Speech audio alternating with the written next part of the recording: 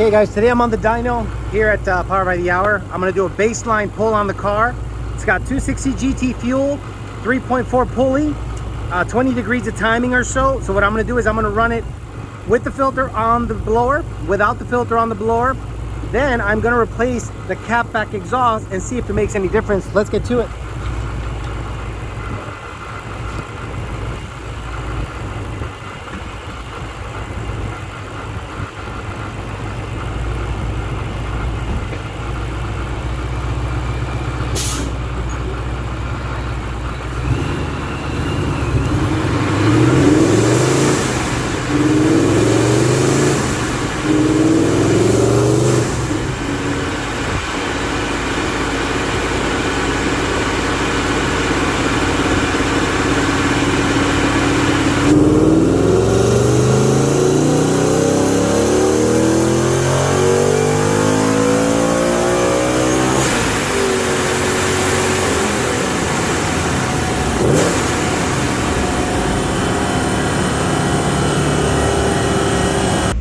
It's a good thing I dynoed it. It's the first time since I've dynoed it in a long time, and it is severely down on power.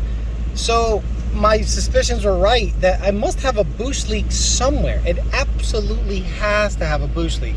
So before I do anything else, I'm gonna make sure to do my best to find a boost leak if there happens to be one somewhere. So time to do some digging. Before I do that, I'm gonna go ahead and take off this filter, see how restricting it is. So 682 wheel is super soft for this car, okay? 3.47 pulley typically makes about 800 almost, 20 degrees of timing with race gas. But we'll see how much of a restriction this guy was. Oh my God, Alex.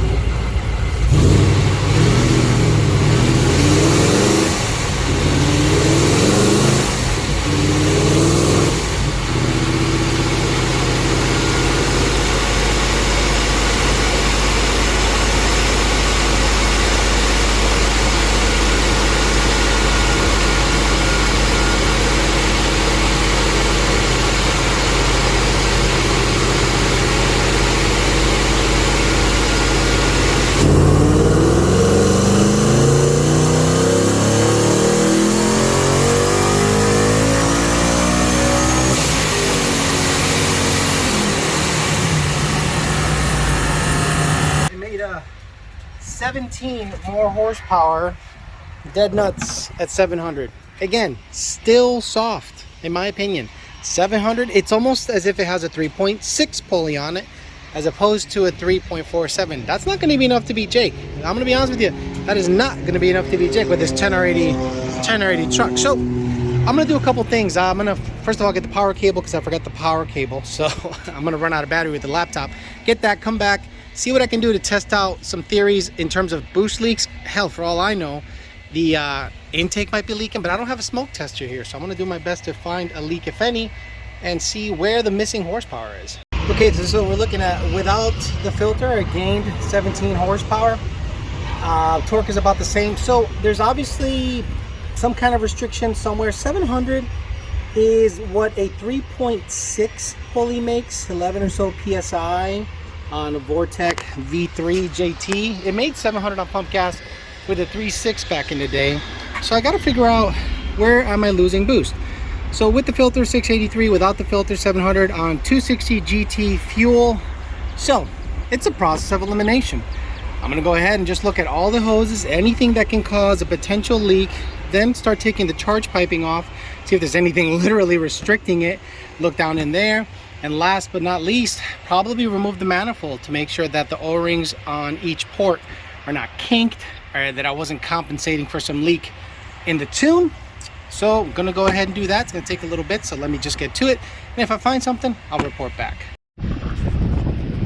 Okay, so apparently nothing stands out.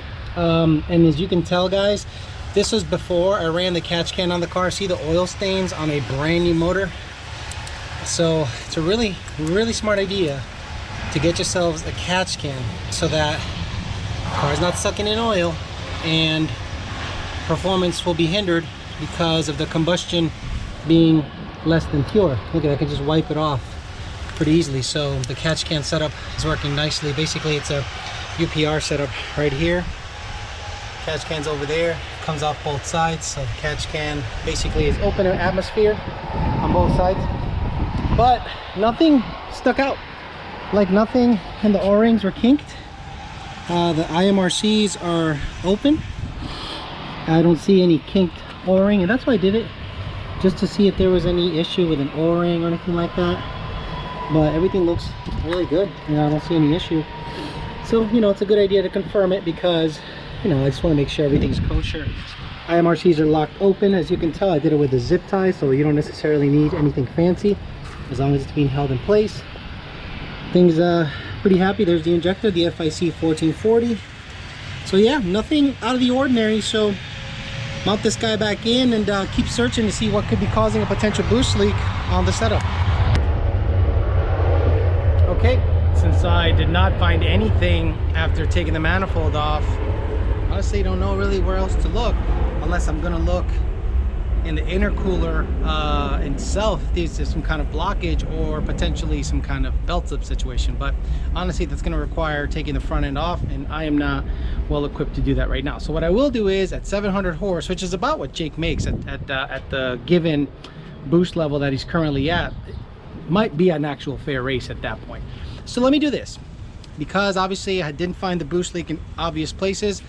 I will do a smoke check, and I will potentially take apart the intercooler system, but I'm not going to go all out crazy before I go ahead and race Jake. But what I want to do before I, you know, end the video is take a look at the data logs, take a look at before and after the filter, about a 17 horse change, and yes, I have a new exhaust system to put in.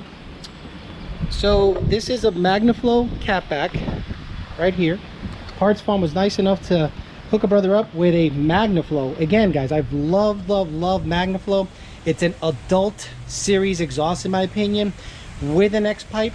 Right now the car has bone stock catback. So what I'm gonna do is I'm gonna place the camera behind the car, go up the RPMs, and get you sound clips, and I want to see if it makes any difference in terms of power after I install a Magnaflow catback. So I'm gonna put the camera back here, start the car up, give you some, I'll put it off to the side because it can get really tinny inside that area. There we go. So I'm gonna go ahead and put, get the car running, go through the gears real quick, then replace the stock exhaust, put the Magnaflow in, and see if it, one, makes any power, and two, check out how it sounds, and we'll wrap up the video, and then we'll do some boost cheeks, holy shit, clapping cheeks, boost leak checks later on. All right, let me get after it. Okay, log 305 is where it made 683 horsepower. So log 305 is where it made 683, sorry. Let's look at the air load, torque source, boom. Ah, damn it, I'm so stupid. Throttle, there you go, wide open throttle, hit right there. Okay, so let's look at airflow, which is air load.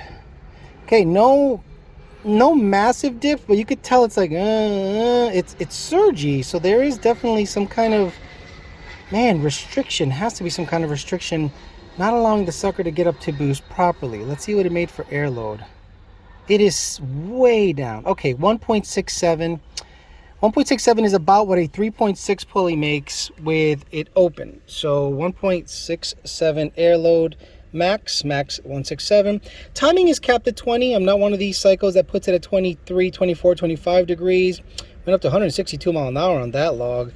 Math pounds a minute, which means for those of you cycles that think math pounds a minute matters, that sucker's pegged.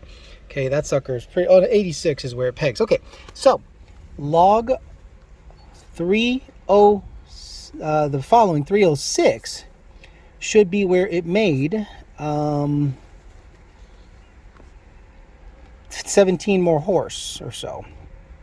So I'm thinking it's going to be, I don't know what, 1.75 air load.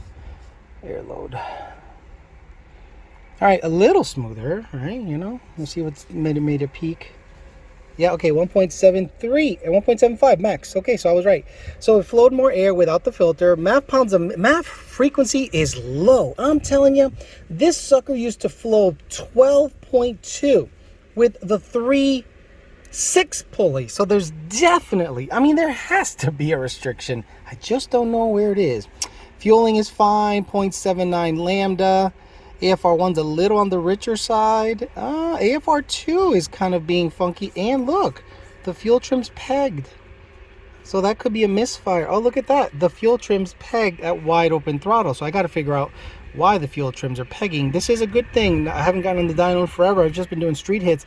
And on the street, it didn't do this. So I need to figure out why. Is there a torque source? No torque source. So I got to figure out why the fuel trims are pegging that way. Anyway, let's get some sound clips and finish up the video after installing the Magnaflow exhaust. And I got some homework to do to check out why this thing is being restricted and not flowing what it should. Maybe the head unit's no good. Who knows? We'll see what happens. All right, let's get some sound clips in here. Yeah, it's good. Get some sound clips in here. Stock exhaust, ultimate header, long tube headers, stock resonator. That's about it.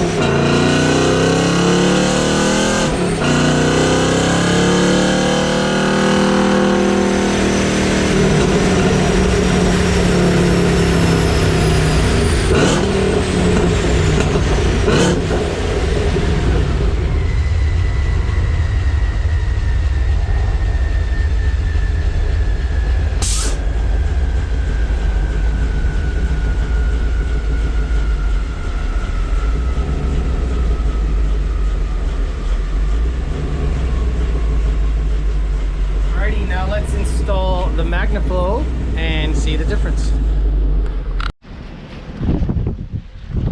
Just in case some of you aren't aware what a stock catback looks like, this is a stock 2018 to 2022 catback, non-variable exhaust, doesn't have the valves back here. So then I had the suitcase. Basically this is what it made 700 horse with, which to me is low with that pulley, but for the airflow it's actually right on the money. So once I find the leak, it'll make good power, but here it is. So this is the catback. Now I'm gonna go ahead and install the Magnaflow stuff that I showed you guys earlier. Bring it over piece by piece. That's the nice thing about this kit, it's in pieces. So bring the H pipe, then the extensions and the mufflers, and get after it. Okay, first startup with the Magnaflow exhaust install. Took about 45 to an hour to do it all. I had to straighten out some pipes a little bit, but pipes stick out a little more than stock. Actually quite a bit more than stock, but both are even on both sides, so I didn't have to do anything special or anything weird. Make sure everything's on the right side, but yeah, I like it. So let's see how it sounds.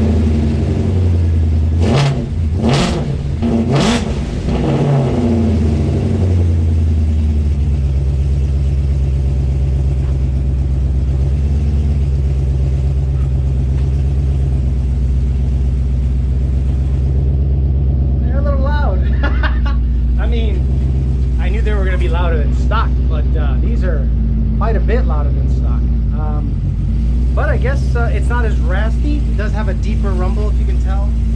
The cam low battle tune might sound really good on this, but let's see, check for leaks, and then we'll go ahead and see if it makes more than 700 rear wheel horsepower on this setup. But we'll give you some sound clips.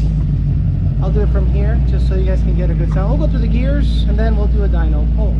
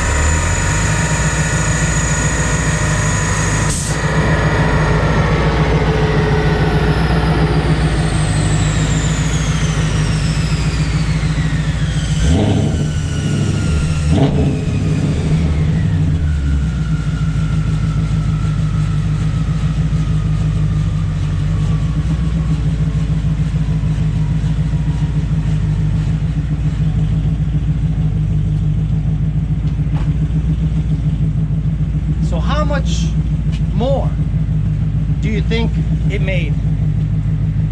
So 683 with the filter on the Vortech head unit, 700 with the filter off of the head unit. How much do you think it made by upgrading to an X-pipe 3-inch and a Magnaflow catback? Check it out. Okay, for the sake of you guys knowing that I'm not skipping around, still running, that was a camera I recorded the pull with. Let's go check the dyno graph out. Am I still data logging? Yes, sir, still data logging. Bam. So check it out, guys. 720 rear wheel horsepower, up 20, and look at the torque. It's up 12. Guys, I'm blown away by that. I knew the stock exhaust was on the restrictive side, but I had no idea it was 20 horsepower worth of horsepower. That is seriously impressive in my opinion, because it's a catback.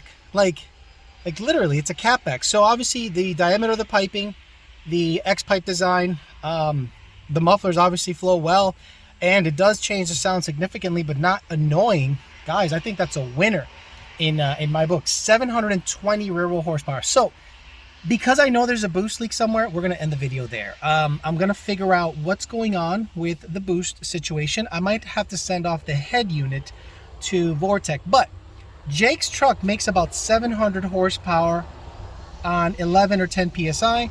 So we'll just race him on that setting because both make similar horsepower, although his is heavier, but he's got the 10R80 to his advantage, and I'm going to be shifting with the man pedal. So there you go, little dyno stuff. Has been a while since I gave you some dyno stuff, so wanted to get you guys caught up on what's going on here. I still have the dyno, car's still running well, and I upgraded the exhaust on the car. Thank you to the parts farm. That's right, I mentioned in one of the chats that they had a Magnaflow S550 kit. I said I want it, he sent it.